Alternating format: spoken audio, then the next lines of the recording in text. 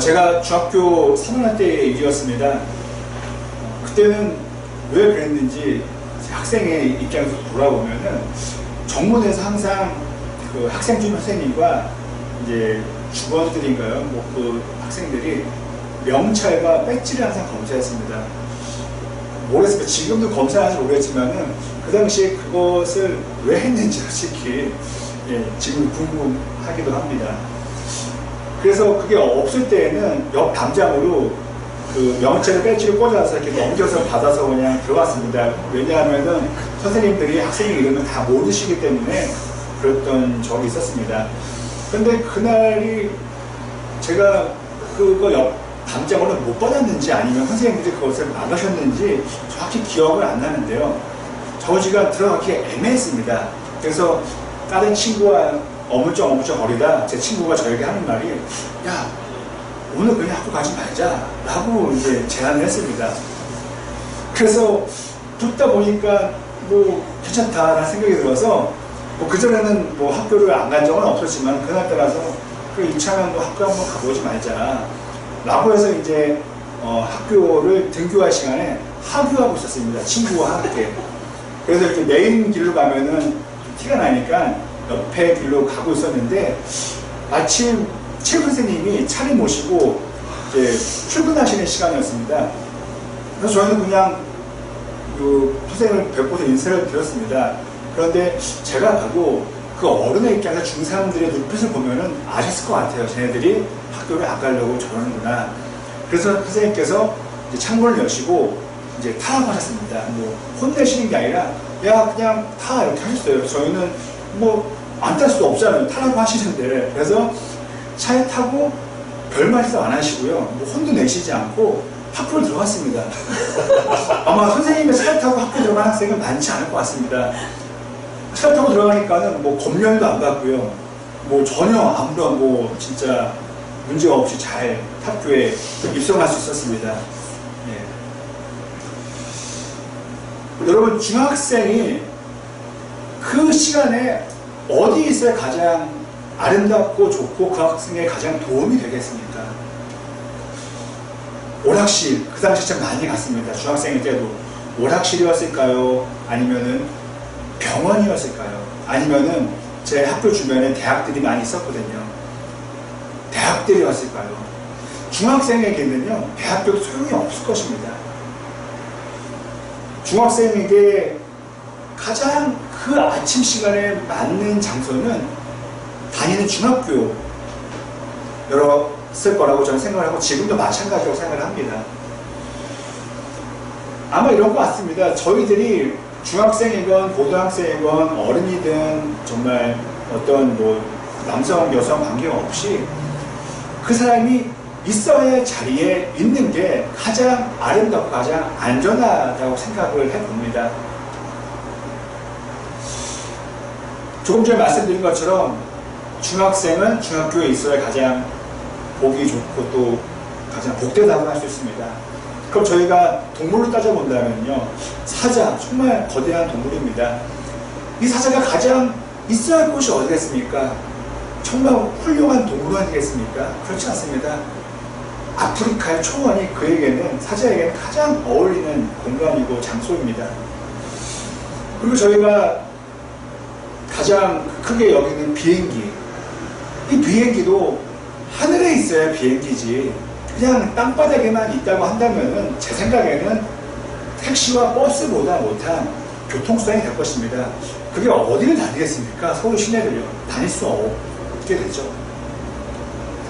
그렇다면 저희 사람들은 어디에 있어야 되겠습니까? 그리고 어떻게 살아야 가장 아름답고 복되고 가장 좋은 인생, 우리가 그렇게 꿈꾸는 행복한 인생을 살겠습니까? 저희가 먹방이라는 TV를 봅니다. 또 여행도 많이 가는 TV가 있습니다. 또 어떤 뭐 두뇌를 개발하는 게임 같은 프로그램도 있습니다. 우리가 그런 프로그램을 왜 보고 왜 맛있는 거 먹으러 가고 왜 여행을 가겠습니까? 이유는 하나입니다. 우리가 기쁘려고, 우리가 행복한 삶을 살려고 그걸 택하는 것입니다. 가령 저는 모바일 게임을 좋아하지 않습니다. 특별히 관심이 없습니다. 하지만 저는 야구에 열광을 합니다. 그래서 TV로 야구를 잘 봅니다. 저에게는 모바일 게임이 나쁘다고 여기는 것이 아니고요. 저에게 행복을 주는 것은 야구라 여기기에 저는 야구 방송을 봅니다. 성경은 우리에게 알려줍니다. 그 장소는 바로 하나님 안이라고 말해줍니다. 하나님 안에서 하나님의 말씀대로 사는 것이 가장 귀하고 아름답고 복되고 안전하다고, 그리고 그때 비로소 행복을, 해피니스를 얻을 수 있다고 말해주고 있습니다. 만일 성경보다 더 권위 있는 책이 있다면 그 책을 우리는 따라야 할 것입니다. 그러나 우리는 성경보다 더 높은 권위에 있다고 여기는 책을 저희는 알지 못합니다. 그리고 다른 사람들은 몰라도 저와 여러분들 그리스도인들은 성경 말씀을 믿지 않습니까? 그렇다면은 하나님 안에서 하나님의 말씀대로 사는 것이 가장 행복하다고 믿으면서 살아가야 한다는 것이죠. 그리고 하나님께서는 그냥 이 땅에서의 삶만을 말씀하지 않으셨습니다. 이 땅에서의 삶이 끝나면 다음 세상이, 제가 자주 말씀드리는 영원한 시간이 있는 영원한 세계가 있다고 처음부터 마지막까지 말씀하십니다. 그래서 하나님과 동행하면서 하나님 안에 거할 때 우리는 그 길로 걸어가다 보면은 마지막에는 하나님 품으로 그 영원한 세계, 영생의 길로 도달할 수 있다고 성경은 말해주고 있습니다. 다시 한번 여러분들과 좀 원론적인 이야기를 나눠보고자 합니다. 자, 그럼 하나님의 뜻 가운데 사는 것은 행복의 길입니다. 그렇다면은 하나님께서는 우리 인간을, 우리를 왜 창조하셨을까요? 여러 가지 의미가 있어요. 뭐 하나님을 찬양하라고, 복음 전하라고, 물론 맞습니다. 하지만 성경적으로 보면 우리는 확실히 알 수 있습니다. 왜 우리 인간을 창조하셨을까요? 그것은 창세기 처음으로 나와 있습니다. 에덴 동산을 만드시고 거기서 잘 살기를 바라신 게 전부였어요. 태스온 전부였어요. 그냥 천박하게 들릴 수 있겠지만은 그냥 아담과 하와가 그 동산에서 잘 먹고 잘 사는 게 하나님의 뜻이었어요. 그래서 에덴 동산을 만들어 주신 것이죠. 만일 아담과 하와가 선악과를 먹지 않아서 죄를 짓지 않았더라면 어떻게 됐겠습니까? 아마 성경책은요, 창세기 처음 이후로는 쓰여질 필요가 없었을 거예요. 출애굽도 필요가 없었던 것이죠. 그냥 제 표현으로는 에덴 동산에서 아담과 하와가 잘 먹고 잘 살고 두 사람은 행복하게 살았습니다. 물론 하나님 안에서 말입니다. 이러고 성경은 끝났을 수도 있었을 거라는 것이죠.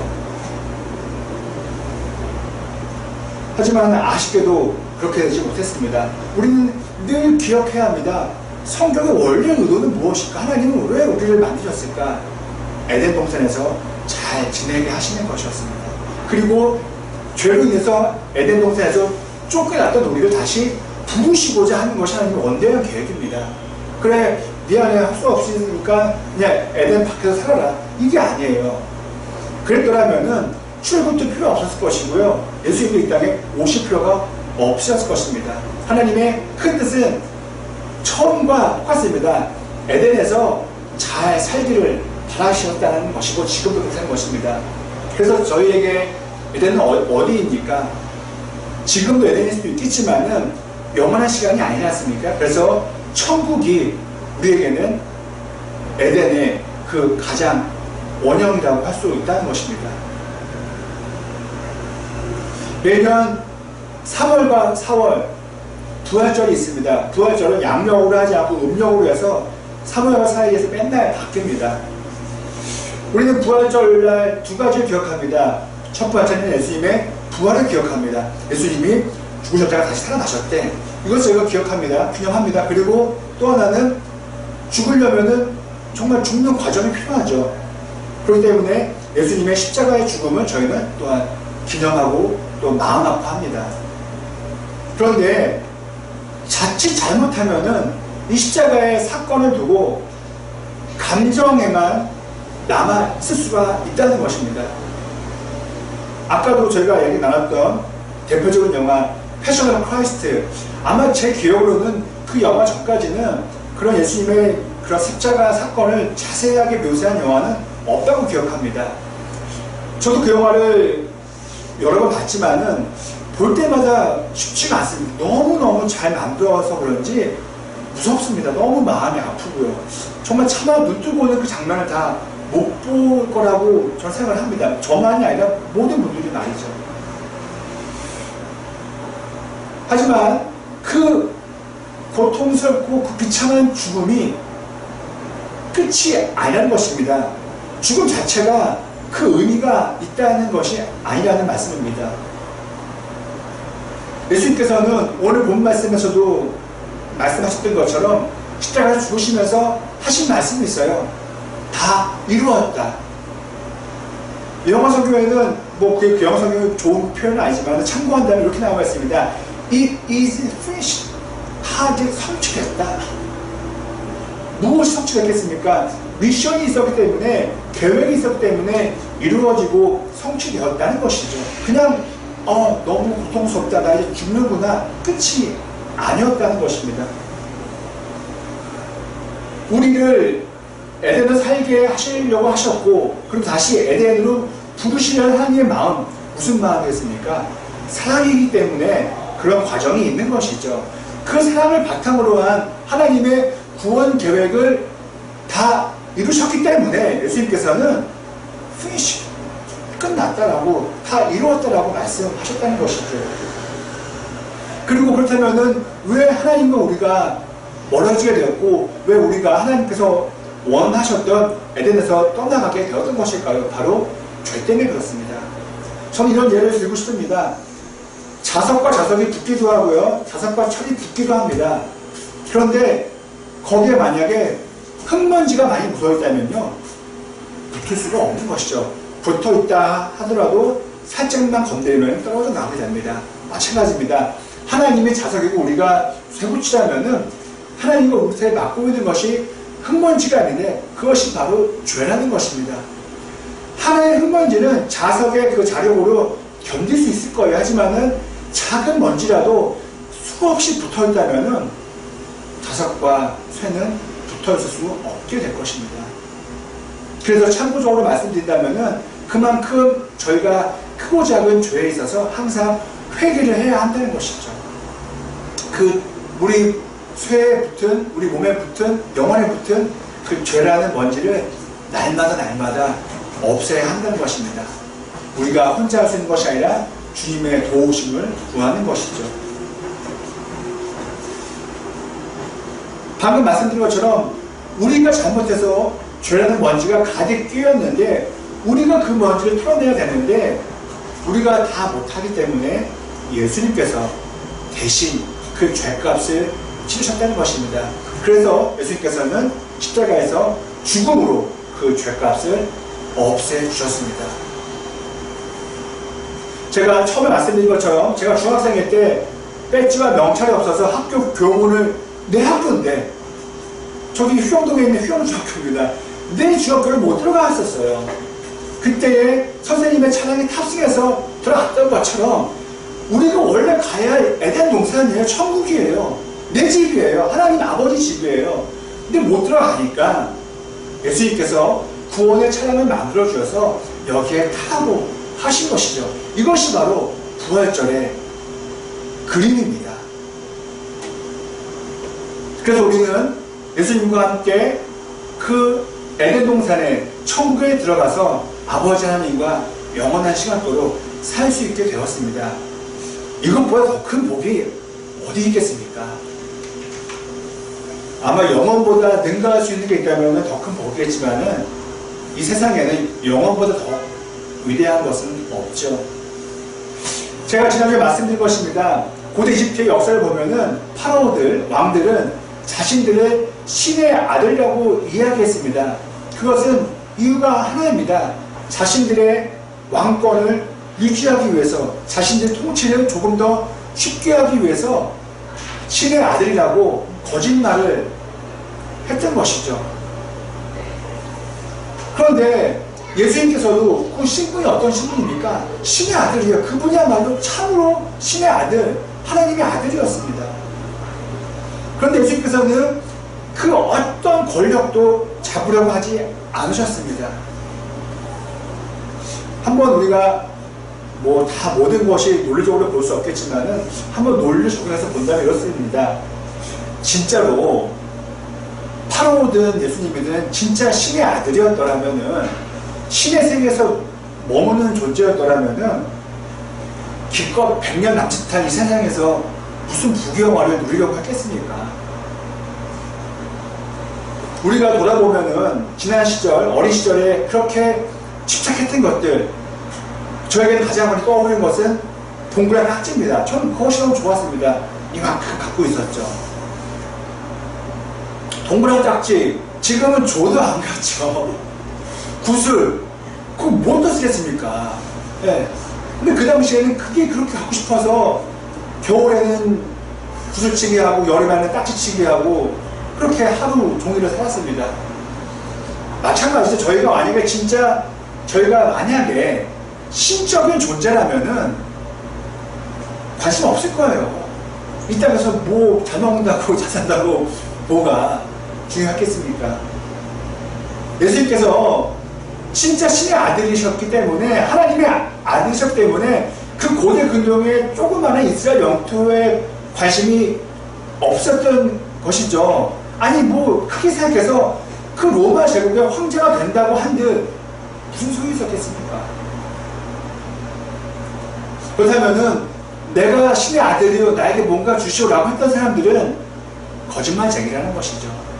우리가 세상 살다 보면 알죠. 진짜는 말 안 합니다. 말해도 크게 얘기 안 합니다. 아닌 것들을 화려하게 얘기하고 거짓말을 사용하는 것이죠. 그래야만 통할 수 있기 때문에 그런 낮은 지혜를 사용하고 있죠. 예수님께서는 하나님의 아들이셨기 때문에 저희가 이렇게 모여있는 것입니다. 사람의 아들이라면 저희가 더 훌륭한 철학자들을 저희가 섬기겠죠. 하지만은 예수님 하나님의 아들이셨습니다. 그렇기 때문에 예수님은 권력에 관심이 있으신 게 아니셨어요. 어디 관심이 있으셨겠습니까? 하나님의 아들이었기 때문에 부전자전이에요. 하나님의 마음, 인간을 끔찍히 사랑하는 마음이 있었기 때문에 사람들의 고통받는 삶을 두 눈으로 보실 수가 없었던 거예요. 불평등한 삶, 천대받는 삶, 힘겨워하는 삶, 그 보시면서 잠을 청하실 수가 없었던 것입니다. 그래서 어떻게든 그들을 도우려고 그 힘든 사람들을 찾아가셨던 것이죠. 그리고 무엇보다도 영원한 고통 가운데 있는, 영원한 고통이 있는 그 지옥으로 사람들이 가지 않게 하기 위해서 어떻게든 천국 복음을 전하셨던 것입니다. 여러분 한번 상상해 보시죠. 철교가 있습니다. 기차가 달리는 다리가 있습니다. 그런데 다리가 끊겼어요. 철길이 끊겼어요. 기차는 많은 사람을 태우고 전속력으로 달려가고 있어요. 그 장면을 저희가 만약에 봤다고 생각해 보세요. 그냥 가고 있는구나. 큰일 나겠네. 이럴 사람이 어디 있겠습니까? 만약에 그 기차 안에 내 부모님이 내 자녀가 타고 있다면은 어떻게 하겠습니까? 제가 얼핏 기억하는 것은 과거에 스코틀랜드에서 이런 일이 있었다고 하더라고요. 어느 양치기 소년이 그 장면을 보고 본인이 기차를 막은 거예요. 다 놀랬죠. 왜 이 아이가 기차에 뛰어들었을까? 알고 보니까 저 앞에 철교가 끊어졌던 것이죠. 이것이죠. 예수님께서는 그 철길이 끊긴 그 길로 달려가고 있는 우리의 인생을 보시면서 가만히 잠자고 계시기가 어려웠던 거예요. 아니 그렇게 못하시는 거예요. 그래서 몸을 던져서 기차를 세우신 것입니다. 이것이 바로 십자가에서의 죽음인 것이죠. 십자가는 우리에게 세 가지를 알려줍니다. 뭐 많이 있지만 저는 세 가지라고 오늘 말씀드리고 싶습니다. 첫 번째는 예수님께서는 우리의 영원한 생명을 위해서, 우리의 참된 내적 평안과 이 삶의 감사를 위해서 십자가에서 죽으신 것입니다. 저의 은행 잔고를 채워주시기 위해서, 저의 부동산을 늘리기 위해서 권력을 잡게 하시려고 죽으셨다는 말씀은 그 어디에도 나와 있지 않습니다. 둘째로, 예수님께서는 하나님과 우리 사이에 큰 죄라는 담을 허물어주기 위해 하셔서 십자가에서 죽으셨습니다. 저는 이런 생각을 합니다. 아니, 온 우주 만물을 지으신 하나님께서 다 하실 수 있잖아요. 인간이 지은 죄가 엄청나게 산처럼 쌓여있어요. 하나님이 대단하신 분이라면은 누구 눈치 보는 분이 아니기 때문에 그래, 저 큰 산처럼 쌓여있는 인간들의 죄 어떤 걸 하자, 이렇게 하시면 될 수 있을 텐데 이렇게 못하신 거예요. 왜 그렇습니까? 하나님의 그 법이 있지 않습니까? 하나님은 그 법을 지키셔야만 했던 것이죠. 그렇기 때문에 아들을 보내서 그 값을 치르게 하신 것입니다. 이것을 우리가 참고로 두 가지 알 수 있어요. 하나님도 하나님의 그 법에서 벗어날 수가 없는구나. 그렇기 때문에 우리도 하나님의 그 법에 따를 수밖에 없는 것이죠. 공부처럼 늦었다는 것이 하나님의 모습이 아니라는 것입니다. 그리고 만약에 죄가 겨울철에 쌓여져 있다가 봄이 되어서 눈 녹듯 녹는 것이라면은 예수님 이 땅에 오셔서 죽으실 필요는 없는 것이에요. 이 죄라는 것이 어떻게 해서도 사라지지 않는다는 것입니다. 그것은 무엇입니까? 그만큼 죄가 무섭고 위험하다는 것입니다. 위험한 것이죠.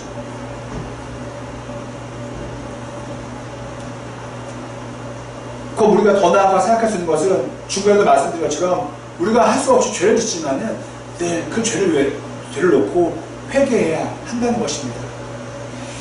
끝으로 세 번째는 우리가 십자가를 보면서 알 수 있는 것은 나만 잘 먹이면 된다, 이것이 아니라는 것입니다.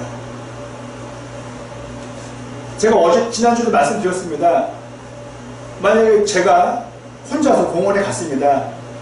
햄버거와 여러 가지 먹을 것을 갖고 공원에 가서 의자에 앉았습니다.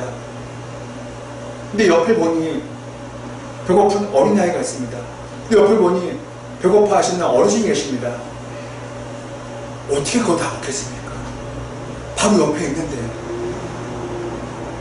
저도 말처럼 쉽지 못하겠지만은 제가 갖고 있는 것에서 나눠서 제가 좀 덜 먹더라도 드릴 것입니다. 아니면은 다 드릴 거예요. 집에 가서 먹으면 돼요. 또 사 먹으면 돼요.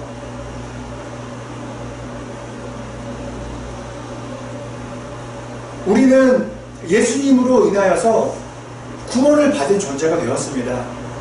그리고 그 구원으로 인하여서 우리는 참된 평안과 행복한 삶을 살고 있습니다. 그리고 100번 1000번 반복해서 말씀드린 것은 가장 귀한 영생의 복을 누린 사람들입니다.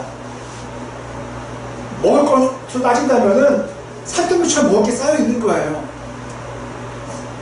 근데 옆에 보니까 그렇지 않은 분들이 있는 거예요. 나만 잘 먹으면 돼, 내 자녀만 잘 먹으면 돼, 내 손자들만 잘 먹으면 돼. 이것은 결코 하나님의 마음이, 예수님의 마음이 아니라는 것입니다. 우리는 십자가를 본다면은 그냥 제 순전한 제 개인적인 좀 낮은 표현이에요. 십자가를 자세히 보면은 더하기 표시예요. 우리는 또는 곱하기 표시가 될 수도 있고요. 저는 이렇게 생각합니다. 우리가 십자가를 볼 때 많은 것을 생각하게 되는데 그 중에 하나가 나만 복음을 받아들여서 안 되겠구나. 나만 복음을 받아들여서 잘 살면 안 되겠구나. 나도 잘 살아야 되지만은 내 친구들과 내 가족들과 내 이웃과 내 직장 동료들과 잘 살아야겠구나.